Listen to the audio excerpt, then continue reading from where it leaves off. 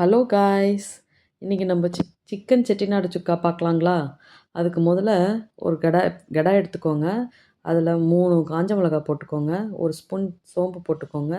ஜீரகம், மிளகு, அப்புறம் பட்டை, லவங்கம் போட்டுட்டு நல்லா ட்ரை ரோஸ்ட் ஆகிற வரைக்கும் நல்லா வதக்கிக்கோங்க. வதக்கிட்டு அது ஒரு மிக்ஸி ஜார் எடுத்து அதில் ஒரு பொடி பண்ணிக்கோங்க.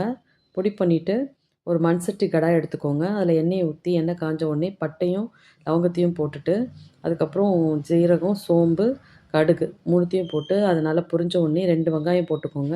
2 வெங்காயத்தையும் நல்லா ப்ரௌன் கலரில் வர வரைக்கும் வதக்கிக்கோங்க. வதக்கிட்டு ஒரு 1/4 கிலோ சிக்கன் எடுத்துக்கோங்க. அதையும் போட்டு நல்லா மிக்ஸ் பண்ணிக்கோங்க. சிக்கன் வந்து நல்லா நல்லா ஒரு ஒயிட் கலரில் வரும். அது வரைக்கும் வதக்கிக்கோங்க. வதக்கிட்டு மஞ்சள்தூள் 1 ஸ்பூன், இஞ்சி பூண்டு, ஒரு பச்சை மிளகாய் போட்டு அதையும் நல்லா வதக்கிக்கோங்க. வதங்கின உடனே ஒரு 1/2 கிளாஸ் தண்ணி ஊற்றிட்டு ஒரு 5 மினிட்ஸ்க்கு பாயில் பண்ணிவிடுங்க.